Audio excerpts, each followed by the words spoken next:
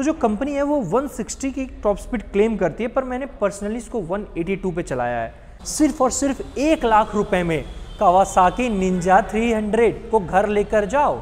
To be honest, मैंने लोगों को इससे 34 और 35 का भी माइलेज निकालते देखा है। हैंडल बार्स अपराइट है, तो जब आप बैठोगे ना तो आप ऐसे नहीं बैठते हो, आप ऐसे बैठते हो। This bike is more refined than all the bikes put together of 300 CC. मैंने बहुत ऐसे लोगों को देखा है जो RR 310 चलाते हैं, BMW चलाते हैं, उसका फिर जब कावासाकी में बैठते हैं बोलते हैं अरे यार मज़ा तो इसको चलाने में आता है। मतलब 10,000 11,000 RPM आप लेकर जा रहे हो बाइक को, वाइब्रेशन देखने को नहीं मिल रहा है। और मैं क्या बोलूँ कि डिज़ाइन इतनी खूबसूरत है यार कि आपको कुछ चेंज करने की ज़रूरत ही नहीं है। आप चेंज करोगे तो कुछ खराब ही कर दोगे।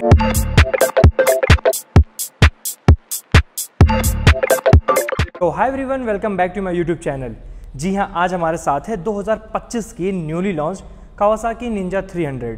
देखो, अब नया साल स्टार्ट हो और मैं अपनी one of the favourite Ninja 300 का रिव्यू ना करूं तो ऐसा तो हो ही नहीं सकता, ठीक है। वैसे टेक्निकली ना ये 2024 की ही लॉन्च है। अब ये 2024 में काफ़ी लेट लॉन्च हुई थी एंड 25 में काफ़ी लेट लॉन्च होने वाली है, तो फिलहाल हमें इसी के साथ काम चलाना पड़ेगा। बट दैट डजंट मीन कि ये किसी से कम है।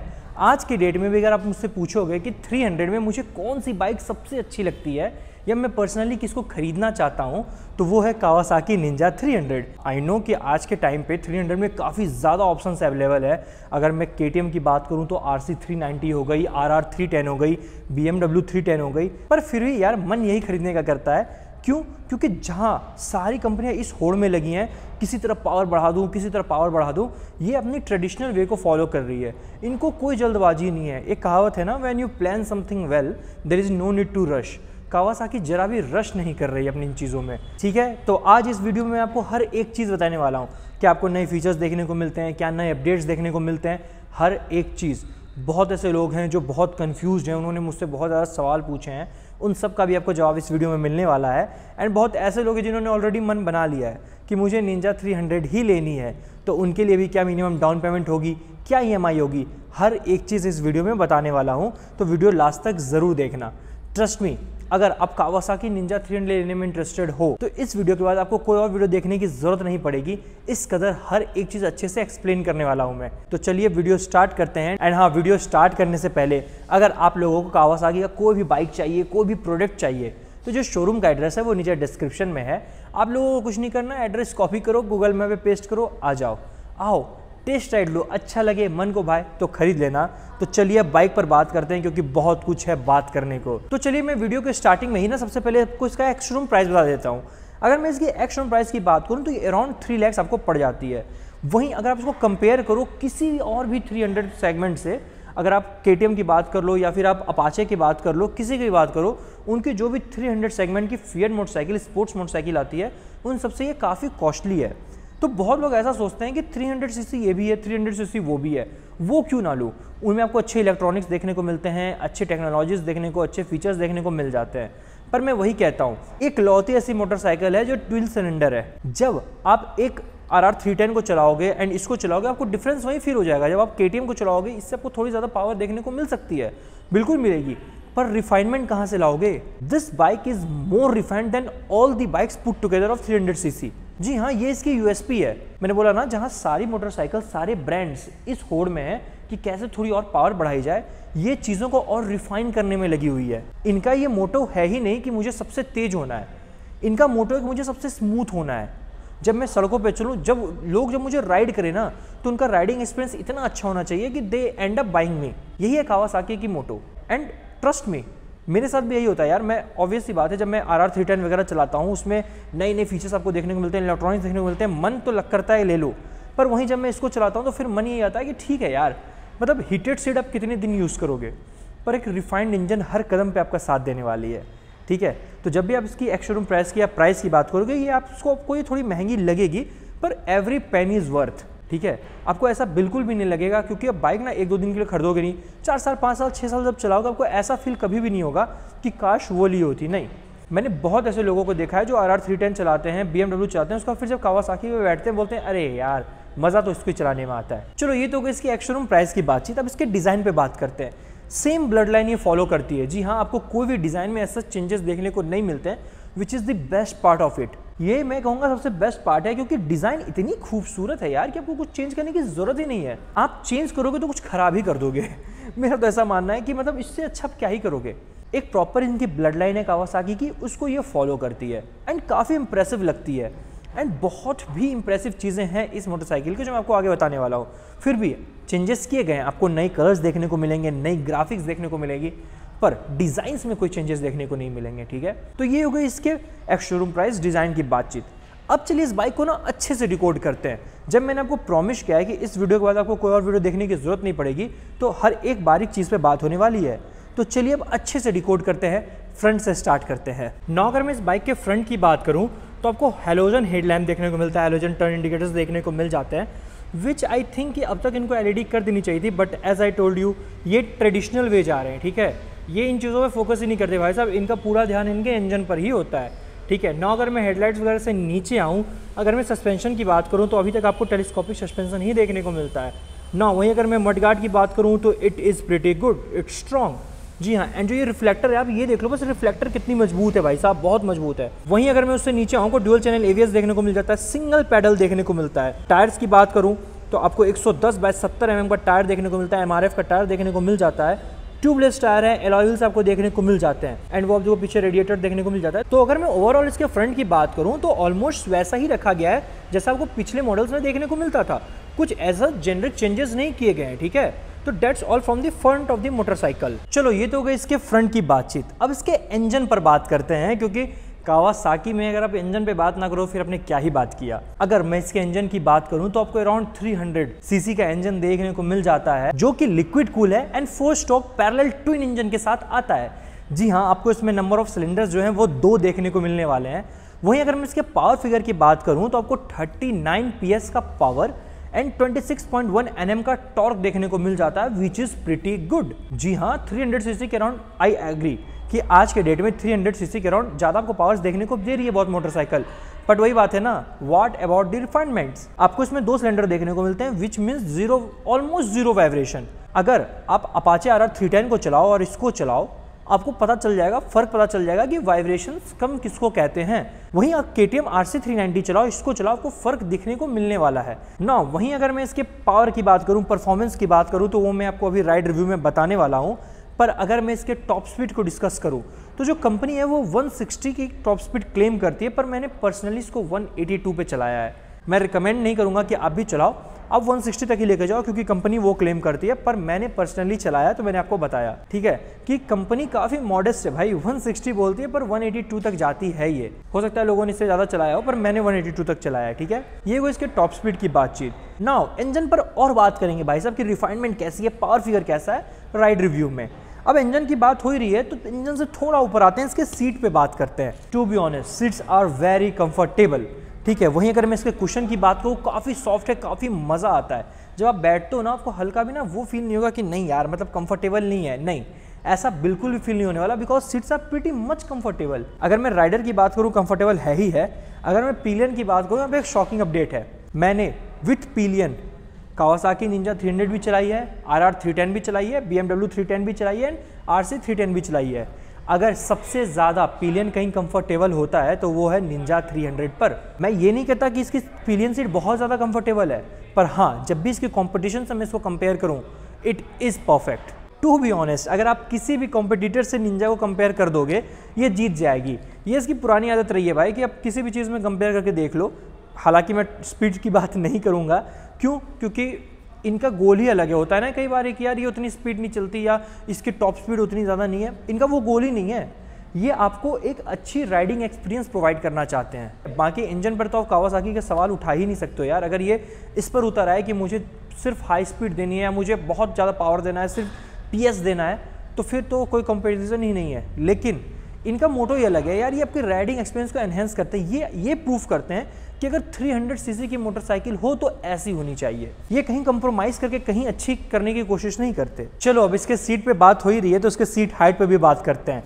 अगर मैं इसके सीट हाइट की बात करूं तो आपको 780 mm का सीट हाइट देखने को मिलता है, विच इज़ प्रीटी गुड। बहुत लोग मुझसे ये सवाल पूछे थे कि भैया मैं थोड़ा शॉर्ट हाइटेड राइडर हूँ, क्या मैं इसको चला पाऊंगा, मैन्यूवर कर पाऊंगा? बिल्कुल कर पाओगे यार, क्यों? क्योंकि सीट हाइट ही इतनी अच्छी है, मतलब 780 mm की सीट हाइट मिलती है, विच मीन्स चाहे आप शॉर्ट हाइटेड राइडर हो या लॉन्ग हाइटेड राइडर हो, आपको कहीं भी दिक्कत होने वाली नहीं है। वहीं अगर मैं इसके ग्राउंड क्लियरेंस पे बात करूं तो आपको 140 mm का ग्राउंड क्लियरेंस देखने को मिलता है, विच इज़ प्रिटी गुड। वहीं अगर मैं वेट की बात करूं तो 179 kg का आपको वेट देखने को मिल जाता है। तो अब इस कॉम्बिनेशन को समझो, जो इसकी सीट हाइट है, ग्राउंड क्लियरेंस है, जो वेट है, सारी चीज़ें मिलके, सारी फैक्टर्स मिलके ना इसको बहुत ज़्यादा मैन्यूवर करने में आसान बनाती है, आपकी राइडिंग एक्सपीरियंस को बहुत ज़्यादा एनहेंस करती है। क्योंकि 140 mm के बाद आपको इंडियन रोड्स पे तो कोई पोर्ट होल्स ऐसा नहीं मिलेगा जिसमें आपकी गाड़ी लड़ रही होगी, ठीक है। एंड 179 kg इतना अच्छा प्रैक्टिकल वेट है कि आप बाइक को आराम से मैन्यूवर कर सकते हो, आपको ये हेवी फील नहीं होगी। इनफैक्ट इन दी ट्रैफिक सबसे ज़्यादा बाइक हेवी कब फील होती है? जब आप उसको ट्रैफिक में वेट करते हो या ट्रैफिक लाइट का वेट करते हो ग्रीन होने का, ठीक है, वहाँ पर भी आपको वो फील नहीं होने वाली। एंड सीट हाइट तो मैंने कहा 780 mm, परफेक्ट। चलो अब सीट की बात हो ही गई है तो अब इसके टैंक पर भी बात कर लेते हैं। अगर मैं इसके फ्यूल टैंक कैपेसिटी की बात करूं तो आपको 17 लीटर्स का फ्यूल टैंक कैपेसिटी देखने को मिल जाता है, विच इज़ प्रिटी गुड। फिर वही बात है ना, आप उसको किसी भी कॉम्पिटिटर से कंपेयर करो, आपको फ्यूल टैंक कैपेसिटी ज़्यादा देखने को मिलती है। तो अगर आपको माइलेज कम भी लग रहा है तो आपको तो भी कम ही रिफिल करानी है अगर आप ट्रिप्स पे जा रहे हो तो। वहीं अगर मैं इसके माइलेज की बात करूँ तो कंपनी 30 का माइलेज क्लेम करती है, बट इट डिपेंड्स यार। माइलेज ऐसी चीज़ है ना जो हर राइडर टू राइडर वेरी करती है। अगर आप इसको पूरा ड्रैग करोगे, रफ राइड करोगे तो आपको 26, 27, 25 का भी माइलेज दे देगी। पर टू बी ऑनेस्ट मैंने लोगों को इससे 34 और 35 का भी माइलेज निकालते देखा है। वो इतनी अच्छे से चलाते हैं ना, इतनी अच्छे से चलाते हैं, इतना अच्छा ड्राइविंग स्टैंस है उसका, इतना अच्छा ड्राइविंग स्टाइल है उनका कि उनको आराम से 34-35 का भी माइलेज निकाल के दे देती है। तो मैंने बोला ना ये वेरी सब्जेक्टिव टॉपिक है माइलेज, ठीक है। तो ये हो गई इसके फ्यूल टैंक की बात। नाउ अब अगर फ्यूल टैंक से ऊपर आऊँ तो इसके बटन्स पे, इंस्ट्रूमेंट क्लस्टर पे डिटेल में बात करते हैं, ठीक है। तो चलिए स्टार्ट करते हैं। नाउ अगर मैं इसके बटन्स पर, स्विचेस पे बात करूं तो सबसे पहले ना ये बता दूं कि जो इसके स्विचेस की क्वालिटी है वो काफ़ी प्रीमियम है। ऐसा बिल्कुल भी नहीं है ना कि जल्दबाजी में इसको बनाया गया हो, नहीं। वहीं आपको क्लिप ऑन हैंडल बार्स देखने को मिल जाते हैं, which is one of my favourite, my personal favourite. इससे पहले आपको पल्सर 220 में वो देखने को मिलती थी, जो मुझे वो भी बहुत पसंद आती थी। आपको इसमें भी क्लिप ऑन हैंडल बार्स देखने को मिल जाते हैं। वहीं अगर मैं इसकी मिरर की बात करूँ, it's pretty good and foldable है, तो कई बार आपको ये चीज़ें हेल्प करने वाली है। होता है ना कई बार कि ज़्यादा जगह ले रही है, आपको ओवरटेक करना है, तो आप ये चीज़ें फोल्ड कर सकते हो। हालांकि करना नहीं चाहिए, मिरर्स का परफेक्ट यूज़ करो जिसलिए मिरर होती है, बट हाँ आप ऐसे भी करके रख सकते हो जैसे भी रखा हुआ है, ठीक है ना। वहीं अगर मैं इसके इंस्ट्रूमेंट क्लस्टर पे बात करूँ, सेमी डिजिटल इंस्ट्रूमेंट क्लस्टर आपको देखने को मिल जाता है। आज के डेट में जब इतनी सारी चीज़ें हैं, ये पोजीशन इंडिकेटर, ब्लूटूथ कनेक्टिविटी, इसमें आपको कुछ देखने को नहीं मिलता। काफ़ी जेनरिक सा है क्योंकि कावासाकी का सारा ध्यान इसके इंजन पर है। कावासाकी में उतने फीचर्स देखने को नहीं मिलते, टेक्निकल्स देखने को नहीं मिलते, पर engine one of the best देखने को मिलता है, विच आई लाइक द मोस्ट। वहीं अगर मैं बात करूँ तो आपको स्पीडोमीटर देखने को मिलेगा। वहीं अगर मैं डिजिटल इंस्ट्रूमेंट क्लस्टर की बात करूँ तो इसमें आपको कुछ खास नहीं, स्पीड हो गया आपकी, ना रियल टाइम मैनेज होती है, कुछ नहीं होती है। Speed, odometer, trip A, trip B, that's it. Time, हाँ क्लॉक भी देखने को मिलता है, ना ब्लूटूथ कनेक्टिविटी ना कुछ। तो एक जेनरिक सा आपको अगर इंस्ट्रूमेंट क्लस्टर देखने को मिल जाता है, सेम जैसा पिछले मॉडल्स में देखने को मिलता था। तो ये होगी इसके बटन, स्विचेस और इंस्ट्रूमेंट क्लस्टर की बातचीत। नाउ अगर मैं rear side of the motorcycle की बात करूँ तो क्या खूबसूरत लगती है ये जो गार्ड है। ऑब्वियस सी बात है, लोग बाइक खरीदते ही ये हटा के फेंकते हैं सबसे पहले, पर यार ये रहने दो यार, सेफ्टी रीजंस में पिलियंस को काफ़ी मदद मिलती है। मेरा एक फ्रेंड है, वो अगर ये जब लगी हुई थी तब वो बैठा, बोला भाई काफ़ी सेफ फील होता है, जब भी हट जाती है तो बहुत सामत आती है पिलियंस की। पर ठीक है यार, आपके ऊपर है, रखना है रखो, नहीं रखना है रखो। आई वुड रिकमेंड कि रहने दो, पर ये लुक थोड़ा तो ख़राब करती है। वहीं अगर मैं रेयर की बात करूं तो आपको वही ट्यूबलेस टायर्स देखने को मिलते हैं, अलॉय व्हील्स, सिंगल पैडल, आपको ड्यूअल डिस्क भी देखने को मिल जाता है, halogen turn indicators, halogen backlights आपको देखने को मिल जाते हैं। सस्पेंशन की बात करूं, पीछे आपको मोनोशॉक सस्पेंशन देखने को मिलता है, विच इज़ 10 स्टेप एडजस्टेबल, तो which is pretty good. Suspension काफ़ी अच्छे हैं, पर आप एक बार ना इसके लुक को एडमायर करो भाई साहब, देखो क्या खतरनाक लुक निकल के आता है पीछे से। I pretty much like it. हाँ अगर आप ये ग्रेव रेल हटा दो तब तो और भी ज़्यादा मज़ेदार लगती है। तो that's all from the rear side of the motorcycle. चलो तो मैंने इस बाइक के बारे में हर एक चीज़ अच्छे से डिटेल में एक्सप्लेन कर दी, फ्रंट से लेकर रेयर तक मैंने कुछ भी नहीं छोड़ा, ठीक है। तो चलिए अब इसके राइड रिव्यू पे बात करते हैं, क्योंकि एंड ऑफ द डे कितना भी आप वीडियोस देख लो, करोगे तो राइड ही ना। अगर राइड करोगे मज़ा आएगा तभी तो खरीदोगे। तो चलिए इसके राइड रिव्यू पे बात करते हैं कि जब मैंने इसको राइड किया तो मुझे कैसा फील हुआ। हालांकि मैं निंजा 300 कई बार राइड कर चुका हूँ एंड हर बार ये मुझे अमेज कर देती है, ठीक है। तो चलिए इसके राइड रिव्यू पे बात करते हैं। सबसे पहली चीज़ों में बात करना चाहूँगा वो है इसके इंजन और परफॉर्मेंस के बारे में। टू बी ऑनेस्ट यार, मतलब ये एक लौती ऐसी इंजन है जो ट्विन सिलेंडर है, ठीक है। तो आपको ये चीज़ सड़कों पे फील होने वाला है कि हाँ कुछ तो अलग है कावासाकी के इंजन में। जब आप इसके कॉम्पिटिटर को चलाओगे, सपोज अगर आप एक 300 सीसी की मोटरसाइकिल खरीदने निकले हो तो आप अपाचे RR 310 भी चलाओगे, आप RC 390 भी चलाओगे, फिर कावासाकी भी चलाओगे, तो यहाँ पर ये स्टैंड आउट कर जाएगी, आपको पता चलेगा कि नहीं पहले 2 महीने कुछ भी चलाया हो, पर इसकी ना बात अलग है, इसमें आपको अलग चीज़ें फील होने वाली है। ये क्यों होगा? क्योंकि इसमें पैरेलल ट्विन इंजन देखने को मिलता है, 2 सिलेंडर है, विच मीन्स इसका सबसे ज़्यादा फ़ायदा क्या है ना, आपको ऑलमोस्ट 0 वाइब्रेशन देखने को मिलेगा। मतलब आप ये समझो कि 10,000 11,000 RPM तक तो आपको वाइब्रेशन ही देखने को नहीं मिलता है। मतलब 10,000 11,000 RPM आप लेकर जा रहे हो बाइक को, वाइब्रेशन देखने को नहीं मिल रहा है, और मैं क्या बोलूँ, ये तो एक बहुत ही इंप्रेसिव चीज़ देखने को मिलती ही मिलती है। एंड वहीं engine is very much refined, very much refined. मैंने कहा ना, आज के डेट में जब हर कंपनी जो है, हर मोटरसाइकिल ब्रांड इस होड़ में लगी है कि मैं कैसे पावर इंक्रीज़ कर दूँ, Kawasaki is going the traditional way. ये आज भी एक्सपीरियंस को एनहेंस कर रहे हैं rather than power, which I feel is pretty good. मतलब ऑब्वियस ही बात है यार, 300 सीसी है, आपको अराउंड 40 PS का पावर मिलता है, और क्या चाहिए। पर हाँ, ये तो हर कोई दे रहा है, पर फ़र्क क्या है? फ़र्क ये है इसकी रिफाइनमेंट में, कि जब आप इसको चलाओगे ना, आपको लगेगा कि नहीं भाई, मैंने कोई एक अच्छी, एक वेल मेंटेन मशीन चलाई है, ठीक है। ये तो वन ऑफ द रीज़न हो गई। नाउ वहीं अगर मैं इसकी परफॉर्मेंस पे बात करूँ, तो सबसे पहली चीज़ जो है, इसको कॉम्पिटिटर से मैं अगर कंपेयर करूँ, फ्यूल टैंक कैपेसिटी ज़्यादा है, तो अगर आप ट्रिप मारोगे तो ऑब्वियस सी बात है, आपको कम रिफ्यूलिंग के लिए रुकना पड़ेगा। क्यों? क्योंकि फ्यूल टैंक कैपेसिटी 17 लीटर्स की है, माइलेज 30 की है। एंड मैंने अपने लाइफ में देखा है लोगों को 34-35 का माइलेज निकालते हुए निंजा 300 से, क्योंकि उनकी राइडिंग एक्सपीरियंस बहुत अच्छी है, and mileage completely rider to rider vary करता है, ठीक है। तो ये होगा इसके इंजन की परफॉर्मेंस की बातचीत। अब चलो दूसरी चीज़ पे बात करते हैं, वो है इसकी राइड रिव्यू। जब मैंने इसको राइड किया ना, आई वॉज इम्प्रेस्ड यार। देखो, जो इसकी पोस्चर है या इसकी डिज़ाइनिंग है, वो काफ़ी एग्रेसिव है। वहीं जो राइडिंग स्टैंस है, जब आप उसमें बैठते हो काफ़ी रिलैक्स फील करते हो यार। मुझे समझ नहीं आता ये कावासाकी कैसे करती है कि जितनी एग्रेसिव ये दिखती है, उतनी रिलैक्स्ड मोटरसाइकिल है ये, एंड काफ़ी मज़ा आता है। मतलब आपको एक तो इसमें क्लिप ऑन हैंडल बार्स देखने को मिलता है, जो वन ऑफ द फेवरेट है मेरा पर्सनली। मुझे क्लिप ऑन हैंडल बार हो गया एंड अंडर वैली एग्जॉस्ट हो गया, ये 2 चीज़ बहुत ज़्यादा पसंद है। एंड इससे पहले मैंने, मतलब जो मेरी पर्सनल फेवरेट बाइक हुई करती थी जब मैं कॉलेज में था, वो थी पल्सर 220। उसमें आपको क्लिप ऑन हैंडल बार्स देखने को मिलते थे, तो एक इमोशनल कनेक्ट भी है इस मोटरसाइकिल से, ठीक है। Clip on handle bar is one of the best, पहला। दूसरी चीज़ क्या है, हैंडल बार्स अपराइट है, तो जब आप बैठोगे ना, तो आप ऐसे नहीं बैठते हो, आप ऐसे बैठते हो, तो आपको बैक पेन का जो इशू होगा, कि अगर मैं लॉन्ग रन कर रहा हूँ, लंबे टूर्स मार रहा हूँ, तो मुझे इशू होने वाला है या दिक्कत होने वाली है, ऐसा आपको बिल्कुल भी फील नहीं होगा। राइडर देन आपको मज़ा आएगा कि ठीक है यार, इतनी रिफाइंड है, इतनी स्मूथ चलती है कि कोई बात नहीं है, थोड़ी और 5 किलोमीटर 10 किलोमीटर और चल लूँगा। तो ये जो डिफरेंस है, ये सिर्फ और सिर्फ राइडिंग पोजीशन की वजह से है। वहीं अगर मैं राइडिंग एक्सपीरियंस पे और बात करूँ, तो आप कभी भी, अगर आपको एक फेयर मोटरसाइकिल, स्पोर्ट्स मोटरसाइकिल पसंद है, अपने साथ पिलियन बैठाते हो, तो आप किसी भी पिलियन से पूछ लेना कि भाई एक बार चल मेरे साथ अपाचे RR 310 पे बैठ, एक बार मेरे साथ तू KTM RC 390 पे बैठ, फिर एक बार निंजा 300 पे बैठ। वो खुद बता देगा कि जो इसकी पिलियन है वो काफ़ी कंफर्टेबल है रेदर देन इट्स कंपटीशन। जब आप 300 सीसी खरीदोगे तो इस 300 सीसी से ही कंपेयर करोगे ना, वहाँ पर आपको बहुत ही अच्छा कंफर्टेबल पिलियन सीट्स देखने को मिल जाता है। हालांकि मैं ये नहीं कहता कि बहुत ही ज़्यादा कंफर्टेबल है, पर इसके कंपटीशन से बहुत ज़्यादा कंफर्टेबल है।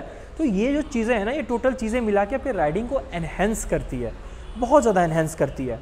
नाउ थर्ड चीज़ जो मैं डिस्कस करना चाहूँगा वो है इसके गियर बॉक्स। मुझे ये बताने की आपको ज़रूरत ही नहीं पड़ेगी कि मोटरसाइकिल इतनी अंदर रिफाइंड है, उतनी ही रिफाइंड इसकी गियर बॉक्स भी है। जब मैं रैपिडली अप शिफ्ट कर रहा हूँ, रैपिडली डाउन शिफ्ट कर रहा हूँ, मुझे ज़रा भी झिझक, ज़रा भी वो फंसने की चीज़ है ना, वो देखने को नहीं मिली। आई वॉज इम्प्रेस्ड यार। इसके बहुत ऐसे कॉम्पिटिटर हैं जिसमें मैं रैपिडली अप शिफ्ट करूँ, डाउन शिफ्ट करूँ, गियर अटकने लगती है। मैं नाम तो नहीं लूँगा, ठीक है, पर हाँ अटकती है और ये चीज़ फील कर सकते हो। कावासाकी में ऐसा कुछ भी नहीं है। क्यों? क्योंकि ये बोला ना, ये उस रेस में नहीं है कि थोड़ी पावर इंजन बड़ी कर देता हूँ, पावर बढ़ा देता हूँ, नहीं। बड़ी इंजन चाहिए तो ZX 10R भी है कावासाकी के पास। इन्होंने 300 बनाया ही है कि इस सेगमेंट में इससे अच्छी मोटरसाइकिल आपको देखने को ना मिले। तो मुझे ये चीज़ कावासाकी की बहुत अच्छी लगती है कि ये शॉर्टेड है भाई। पावर ही चाहिए तो फिर ZX 10R ले लो, कंफर्ट चाहिए 300 सीसी के राउंड सबसे बेहतरीन मोटरसाइकिल तो निंजा 300 है ही है, काफ़ी सॉर्टेड है ये। वहीं अगर मैं गियर बॉक्स की और बात करूँ तो क्लचेज आर वेरी लाइट। जब आप राइड करते हो आपके हाथ में, फिंगर्स में दर्द नहीं होगा, आपको एडजस्टेबल क्लच वगैरह तो देखने को नहीं मिलता, पर क्लचेस खुद इतने अच्छे हैं कि आपको वो चीज़ की कमी नहीं फील होगी। मैं इसमें डिसएग्री नहीं करूँगा कि इसमें थोड़ी इलेक्ट्रॉनिक्स कम आपको देखने को मिलते हैं, थोड़े टाइम से पीछे लगती है मोटरसाइकिल, पर हाँ आज भी अगर इसके इंजन पर बात हो तो फिर इसके टक्कर का कोई भी नहीं है ना। Last but not the least अगर मैं चीज़ डिस्कस करना चाहूँगा वो है इसके ब्रेक्स। मैं हमेशा कहता हूँ कि इतने पावर का मैं क्या करूँ, ठीक है, जब इसके ब्रेक्स ही अच्छे नहीं हो तो। पर टू बी ऑनेस्ट जिस हिसाब से पावर ये देती है उस हिसाब से ब्रेक्स बहुत अच्छी है। आपको डिस्क ब्रेक देखने को मिलता है, सिंगल पेडल देखने को मिल जाता है, पर हाँ ब्रेक्स आर प्रिटी गुड। आपको ये फील नहीं होगा कि नहीं पावर बहुत ज़्यादा है ब्रेक्स कम है, नहीं ब्रेक्स वीक नहीं है। बाइक थोड़ी एग्रेसिव नहीं है, I do agree, but brakes weak नहीं कह सकते आप। Brake are not aggressive but they are not weak enough. Brakes are good, जितनी पावर देती है ब्रेक्स होल्ड कर देती है। और क्या चाहिए मुझे, आप बता दो। एक चीज़ जो मैं आपको बताना चाहूँगा, जो इसकी कॉम्बिनेशन है ना 3 चीज़ की, जिसने मुझे बहुत ज़्यादा इंप्रेस किया हुआ है। सबसे पहले सीट हाइट, वेट और ग्राउंड क्लियरेंस, ये तीनों की कॉम्बिनेशन ना आपके राइडिंग एक्सपीरियंस को बहुत ज़्यादा एनहेंस करेगी। ये तो हो गई इसके राइडिंग की बातचीत की, मैंने जब इसको राइड किया मुझे जैसा लगा मैंने आप लोगों को बता दिया। अब आप लोगों को लग रहा होगा कि मैं कुछ भूल गया, नहीं ऐसा बिल्कुल भी नहीं है। आई नो मैंने वीडियो के स्टार्टिंग में कहा था कि अगर आप लोगों को इस बाइक को लेने में इंटरेस्टेड हो तो क्या मिनिमम डाउन पेमेंट है, क्या मिनिमम EMI है, मैं आपको बताने वाला हूँ। तो जो मिनिमम डाउन पेमेंट होने वाली है कावासाकी निंजा 300 की, वो है 1 लाख। जी हाँ, सिर्फ और सिर्फ 1 लाख रुपए में कावासाकी निंजा 300 को घर लेकर जाओ। वहीं अगर मैं इसके मिनिमम EMI की बात करूँ तो आपको 8,000 रुपये पड़ने वाले हैं। एंड मैं पहले भी कहा है, अभी भी कहता हूँ कि ये चीज़ें फिक्स नहीं होती, आपके सिबिल पे डिपेंड करती है जो आपकी डाउन पेमेंट होगी, जो EMI होगी। तो इट्स बेटर कि आप शोरूम विजिट करो, अपनी सिविल दिखाओ, फिर आपको ये परफेक्ट फिगर दे देंगे कि आपकी कितनी डाउन पेमेंट होगी, कितनी EMI होगी। बट दैट डजंट मीन कि मैंने जितना बोला है उससे ड्रास्टिक चेंज हो जाएगा, नहीं, 19-20 का फ़र्क होता है। तो that's all for this video. I think मैंने इस मोटरसाइकिल से रिलेटेड हर एक चीज़ अच्छे से एक्सप्लेन कर दिया है। फिर भी कुछ रह जाए आप मुझसे कमेंट सेक्शन में पूछा, मैं आपको जवाब दे दूंगा, ठीक है। तो चलिए मिलते हैं अगले वीडियो में एक नई मोटरसाइकिल के साथ। तब तक के लिए राइड सेफ। घर से निकलना है, मोटरसाइकिल चलानी है तो हेलमेट ज़रूर पहनना है।